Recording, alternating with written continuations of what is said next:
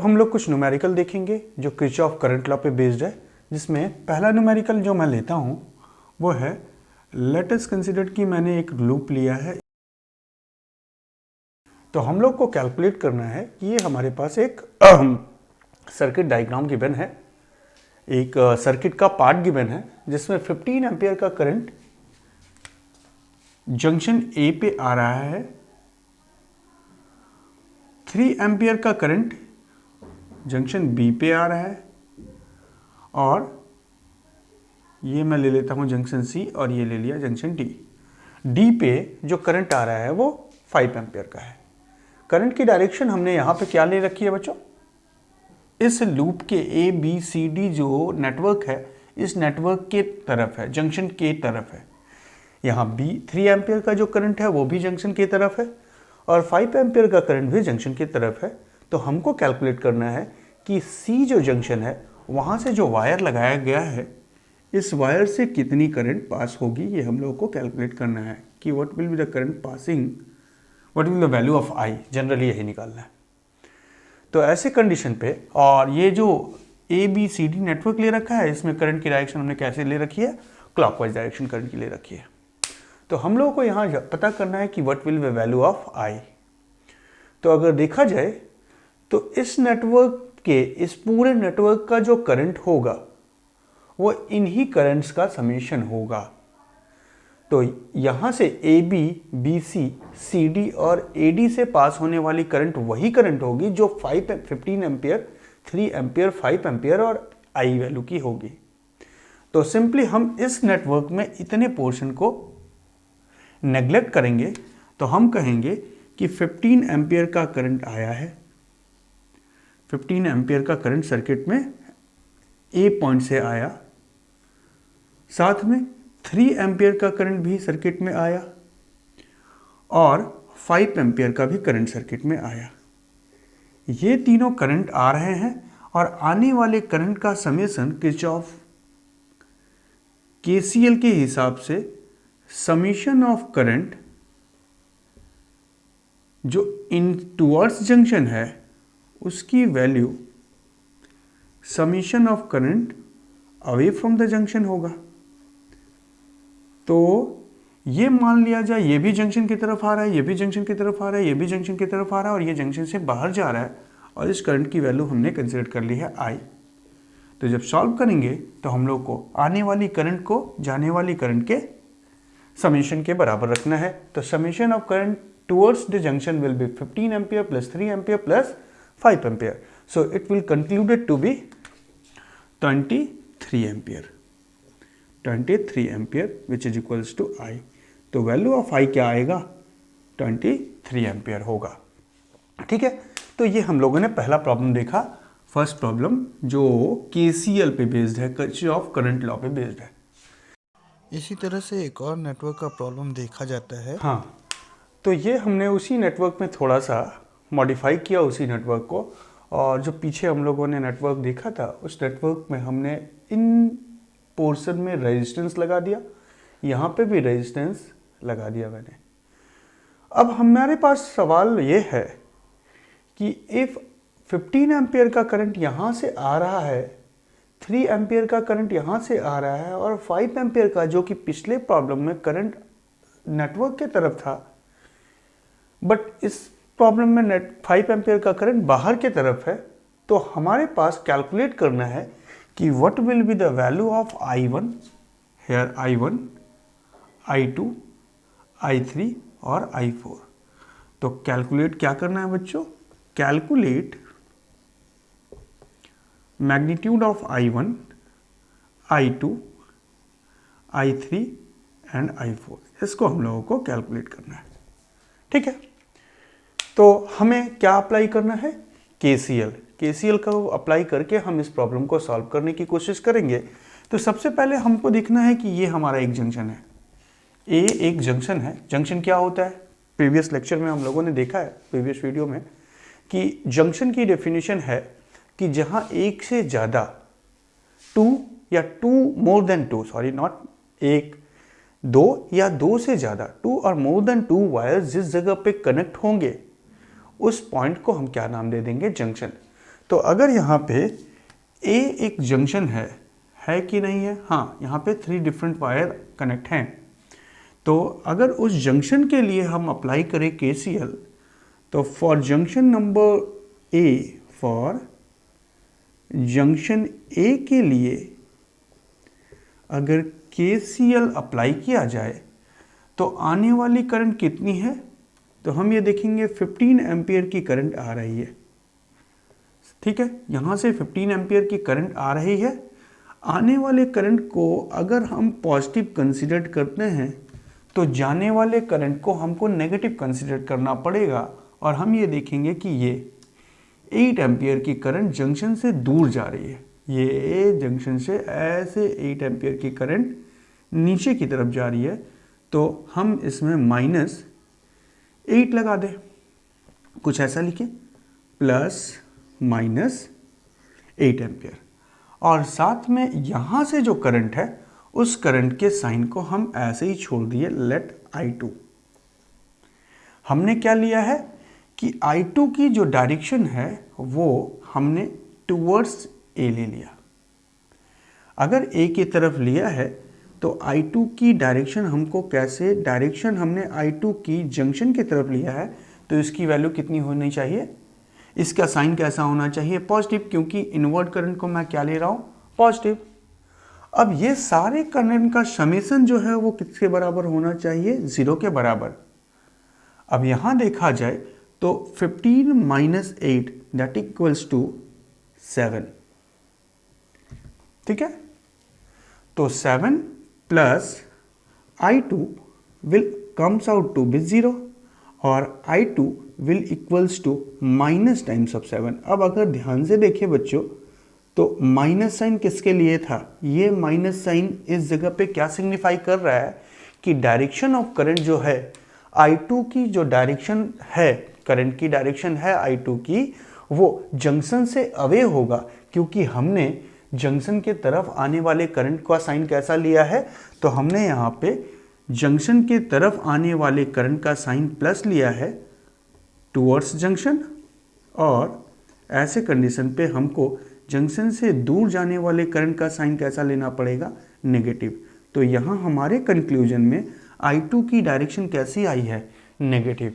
अगर sign negative आई है तो ऐसे कंडीशन पे जो डायरेक्शन हमने लिया है वो डायरेक्शन रिवर्स है। तो यहाँ पे हम यहाँ क्या कर सकते हैं, तो हम ये कह सकते हैं कि ये जो हमने I2 को लिया है उस I2 की डायरेक्शन कैसी हो गई, away from B, away from A, not B, A से बाहर की तरफ। ठीक है, तो अब हमको I2 का मैग्नीट्यूड मिल गया। I2 की मैग्नीट्यूड कितनी है बच्चों, 7 एम्पियर की।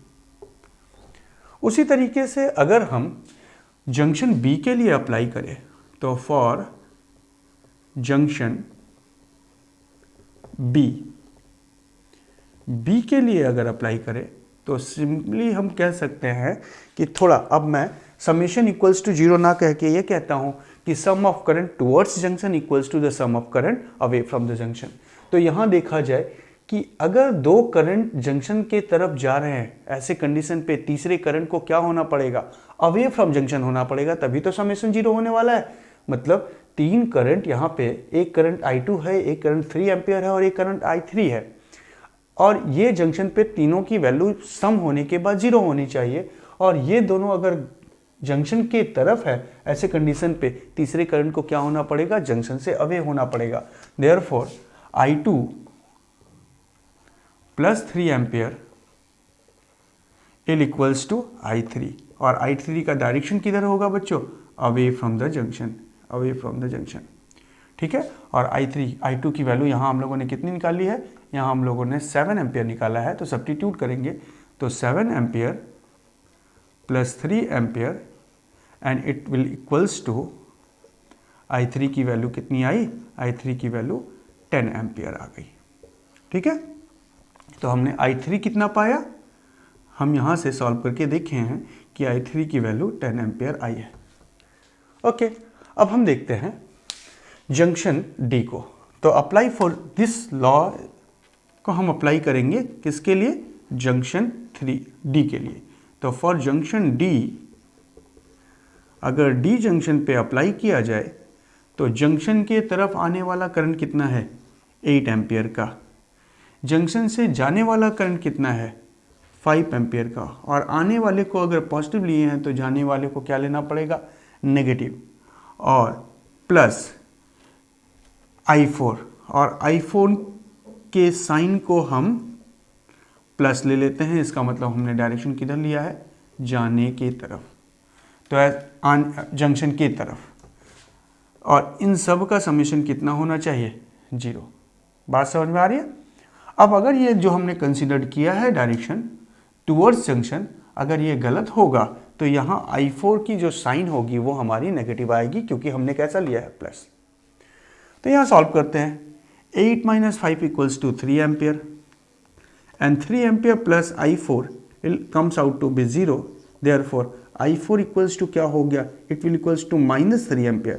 अब फिर से यहाँ पे देखना है हमको, साइन कैसा आ रहा है माइनस, इसका मतलब हमने जो डायरेक्शन ली है करंट की उसको हमको क्या लेना पड़ेगा, उसको just opposite to that considered current. तो क्या हो गया अवे फ्रॉम जंक्शन हो गया, और वैल्यू कितनी है 3 एम्पियर, तो I4 की वैल्यू हमारी आ गई 3 एम्पियर।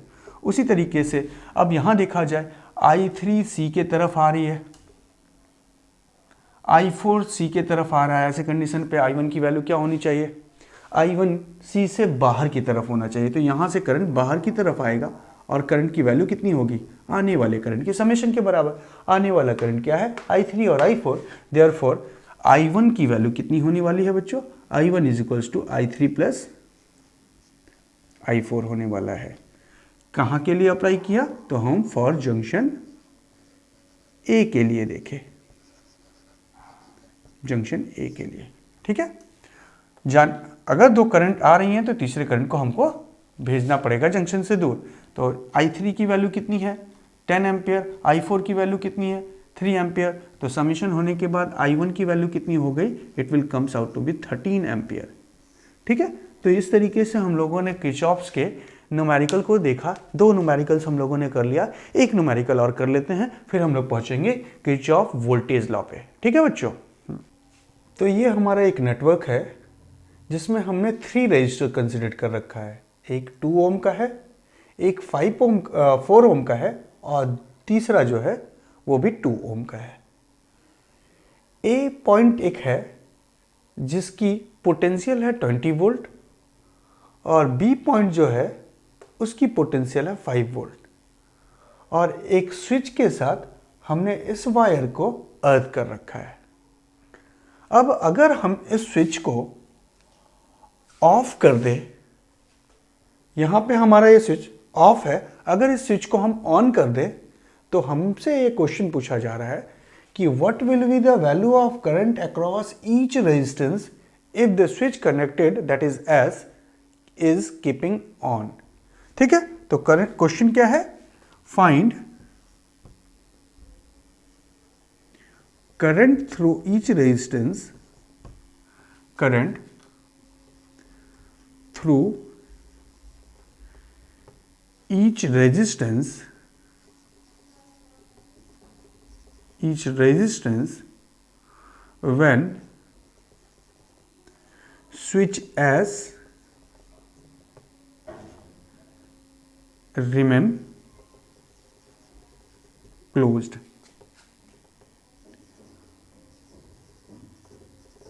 that is on। अगर हम ऑन कर देते हैं स्विच एस को तो हर एक रेजिस्टेंस से कितना करंट पास होगा, ठीक है बच्चों। तो ये क्वेश्चन भी हमारा KCL किरचॉफ करंट लॉ पे बेस्ड है। देखने में तो ये क्वेश्चन थोड़ा सा कॉम्प्लिकेटेड लगता है, बट कॉम्प्लिकेटेड है नहीं ये प्रॉब्लम। अगर क्वेश्चन में बताया जा रहा है कि अगर हम स्विच को ऑन कर देते हैं तो चलो हम फिर पहले स्विच को ऑन कर देते हैं। तो ये हमने स्विच का कनेक्शन कर लिया और ये स्विच हमारा क्या हुआ ऑन हो गया।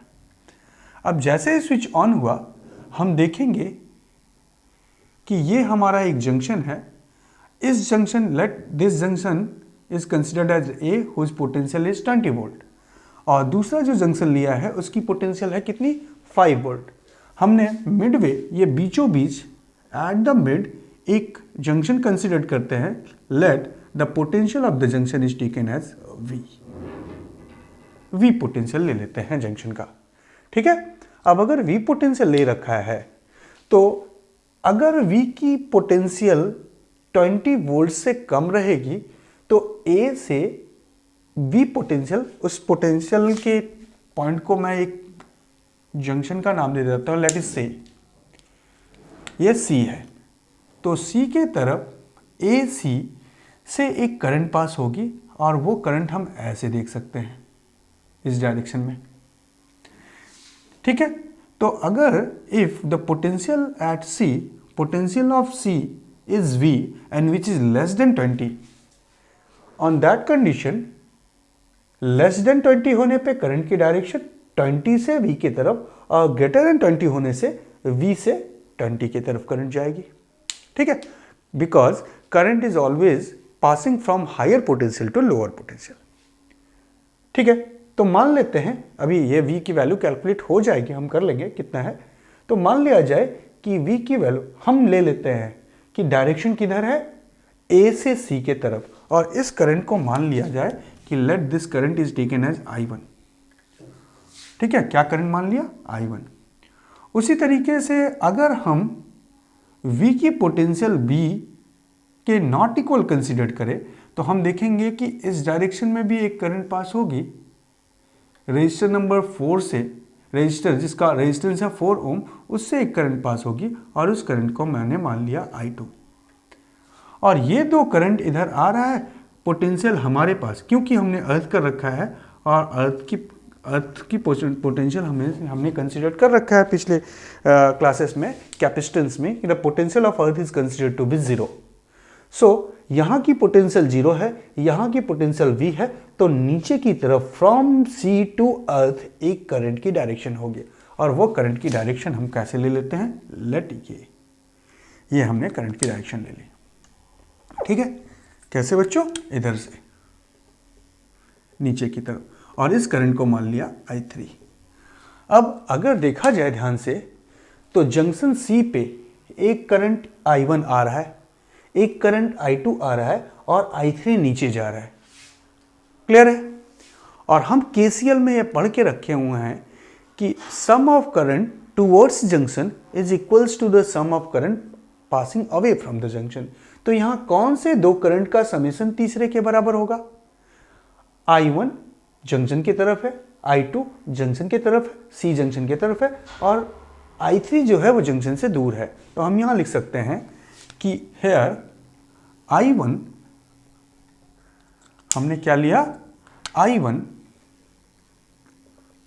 Plus I3, sorry I2, I1 plus I2 ये किसके बराबर होगा, ये I3 के बराबर होगा। ठीक है बच्चों, क्या लगाया हमने, summation of current passing towards junction, going towards junction will equals to summation of current going away from the junction, away from the junction। और यहाँ जिस जंक्शन को हमने कंसिडर किया है वो कौन है, for junction C, junction C के लिए अप्लाई कर रहे हैं हम, C जंक्शन के लिए ये प्रॉपर्टी अप्लाई करा। ठीक है, तो C जंक्शन के तरफ कौन कौन सी करंट है, तो हमने I1 और I2 कंसीडर किया है। Away from the C junction कौन सी करंट है, सिंगल एक है, दैट इज I3। तो ये टुवर्ड्स में समेशन हम I1 I2 कर लिए और अवे होने वाले कौन सी हो गई, I3। अब अगली चीज कि यहाँ पे तो करंट गिवन नहीं है, बट हमको ये बात मालूम है बाई ओहम्स लॉ, ओहम्स के लॉ के हिसाब से हमको ये मालूम है कि current I equals to potential difference upon resistance. ठीक है, और V is equals to I R, so I is equals to V upon R. So अगर I1 की बात करें हम तो I1 के लिए हम क्या लिख सकते हैं, I1 के लिए लिख सकते हैं पोटेंशियल डिफरेंस बिटवीन, I1 कहाँ से पास हो रहा है, A और C के बीच में। तो यहाँ पे हम ये वैल्यू रख सकते हैं कि डेल्टा V बिटवीन किसके किसके, AC divided by resistance of AC and that resistance between AC. ठीक है बच्चों, प्लस I2 की वैल्यू देखी जाए तो पोटेंशियल डिफरेंस बिटवीन BC, तो potential difference between BC and it is divided by resistance of BC, RBC. ठीक है, and this will comes out to be I3. I3 current कहाँ पास हो रही है? इस जंक्शन में. तो हम कह सकते हैं कि अर्थ और सी के बीच का potential difference. So potential difference between C and earth, और अर्थ को भी एक पॉइंट, जंक्शन पॉइंट कंसिडर कर ले, लेट डी. तो C D and the resistance between C D. ठीक है, क्लियर है बच्चों? अब देखना हमको यह है कि अगर हम पोटेंशियल डिफरेंस बिटवीन AC निकाले तो क्या हो जाएगा? 20 माइनस वी. 20 minus we. क्यों? क्योंकि हमने एक डायरेक्शन ऑफ करंट क्या लिया है? A से C की तरफ. इसका मतलब A की पोटेंशियल हाई है. तो हम यहाँ पे इस जगह पे क्या सब्स्टिट्यूट कर सकते हैं? इसके जगह पे हम सब्स्टिट्यूट कर सकते हैं 20 माइनस 20 वोल्टेज का पोटेंशियल A का potential difference that is VAC को क्या लिखा जा सकता है? It will written as VA minus VC. ठीक है, मैं लिख ले रहा हूं वही, VA minus VC and whole divided by resistance between AB. ठीक है, उसी तरीके से पोटेंशियल डिफरेंस बिटवीन VC क्या लिख सकते हैं हम? VB minus VC divided by resistance between BC. और पोटेंशियल डिफरेंस CD क्या लिख सकते हैं? VC minus VD upon resistance between CD. ठीक है बच्चों, इसको ये लिख लिया, इसको ये लिख लिया और इसको ये लिख लिया. बड़ा सिंपल सा तरीका है. नाउ अब देखा जाए तो VA की वैल्यू कितनी है? तो potential of A terminal is 20. तो यहाँ पे क्या सब्स्टिट्यूट कर सकते हैं हम? यहाँ सब्स्टिट्यूट कर सकते हैं 20 माइनस पोटेंशियल ऑफ C कितना लिया है? V upon resistance between AB कितना है? 2 and this plus potential of V. Potential of V कितना है? 5. पोटेंशियल ऑफ C कितना है?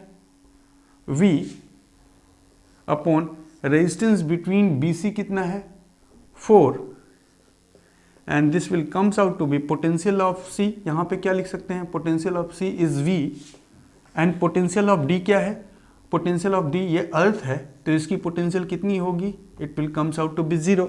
तो V minus 0 divided by resistance between BD क्या होगा? 2 ओम का. ठीक है, अब हम क्या निकाल ले रहे हैं?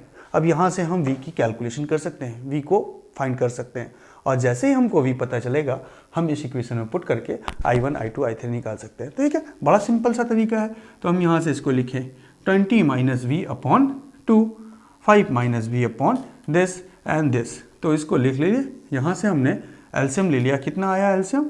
4. ठीक है, इसमें लिखा जाए तो 40 minus 2V plus 5 minus V equals to V by 2. ठीक है, जिसको लिख सकते हैं हम 40 plus 5 45 minus 2V minus V that is minus 3V upon 4 equals to V by 2. यहाँ 2 से हम कैंसिल कर ले. अब हमारे पास जो वैल्यू आएगी वो है 45 और ये 2 इससे मल्टीप्लाई हुआ equals to 2V plus 3V. This comes out to be V equals to 9 volt. V की वैल्यू कितनी आई? तो यहाँ 45 और 2 प्लस 3 इज इक्वल्स टू 5. तो 5V 45 से डिवाइड करे तो 9 volt. So V potential of V कितना आ गया हमारे प्रॉब्लम में? It will comes out to be 9 volt. अब देखा जाए बच्चों 9 वोल्ट हमने कैलकुलेट कर लिया. इसको मैं थोड़ा इरेज कर देता हूँ. ये हमारे लिए बड़ा सिंपल सा तरीका था V की वैल्यू कैलकुलेट करने के लिए। नाउ अब हमको क्या कैलकुलेट करना है, हमको हमारे प्रॉब्लम में बोला गया है find the current through each resistor. तो ईच रजिस्टर से करंट निकालने के लिए हम क्या कहेंगे, I1 की वैल्यू कितनी है, I1 equals to delta V between AC upon RB। Therefore I1 equals to कितना होगा, delta V between AC divided by resistance between AC, sorry ये AC लिखना पड़ेगा मुझे, C, ठीक है। AB तो रेजिस्टेंस पूरा यहाँ से यहाँ तक हो जाएगा, ओके, मिसस्पेल हो गया था वो। अब delta V between AC is equals to VA minus VC and divided by resistance between, क्या है, AC के बीच का रेजिस्टेंस कितना है, 2 ओम। तो इसको सॉल्व करेंगे तो VA की वैल्यू कितनी है, 20 माइनस VC अभी हम लोग कितना निकाले, 9 divided by 2 and it is comes out to be 5.5 ampere, ठीक है, 5.5 एम्पियर। उसी तरीके से I2 कैलकुलेट किया जाए तो I2 is equals to delta V between BC, ये रहा I2 is equals to delta V between BC upon RBC। So जिसको लिख सकते हैं delta V minus delta C upon resistance between BC। अब पोटेंशियल ऑफ V कितना है, 5 volt, 5 volt. Potential of C कितना कैलकुलेट किया अभी हम लोगों ने, 9 volt, and it is divided by resistance between B and C, that is 4। तो यहाँ सॉल्व किया जाए तो it will comes out to be -1 ampere. अब यहाँ माइनस क्या, करंट के साथ माइनस का साइन क्या बता रहा है, मतलब आपने जो डायरेक्शन कंसिडर किया है वो डायरेक्शन क्या होगा, अपोजिट। तो ये जो हमारा कंसिडरेशन है इसमें डायरेक्शन कैसी होनी चाहिए, डायरेक्शन B के तरफ होना चाहिए, अवे फ्रॉम C, ठीक है, क्लियर हो गया। नाउ अब यहाँ देखा जाए I3 की वैल्यू निकाले तो I3 इक्वल्स टू कितना हो जाएगा, यहाँ का पोटेंशियल 0 है, यहाँ का potential 9 and this will comes out to be 9 divided by 2, that is 4.5 volt ampere, ठीक है। अब अगर हमने कैलकुलेशन सही कर रखा है तो ये तीनों वैल्यू इस जगह पे पुट करेंगे तो ये हमारे रिलेशन को सर्टिफाई करेगा। तो देखा जाए I1 की वैल्यू कितनी निकालने हैं, 5.5, ये क्रॉस चेक कर रहा हूं मैं, 5.5। I2 की वैल्यू कितनी निकाली है, -1, और I3 की वैल्यू कितनी आ गई है, it will comes out to be 4.5। इसका मतलब हमने जो आंसर निकाला है वो सही है, ठीक है बच्चों। तो ये एक टाइप का प्रॉब्लम था जो किस पे बेस्ड है, हमारे किरचॉफ करंट लॉ पे बेस्ड है। तो यह हम लोगों ने किरचॉफ करंट लॉ KCL पे बेस्ड प्रॉब्लम देखा। अब आगे हम लोग जानने वाले हैं कि what is Kirchhoff voltage law, and साथ में हम उसके ये भी पता करेंगे कि उसके न्यूमेरिकल्स हम कैसे अप्लाई करें, किस तरीके से KVL हमारे लिए सूटेबल है हमारे सर्किट के एनालिसिस के लिए, ठीक है। Thank you.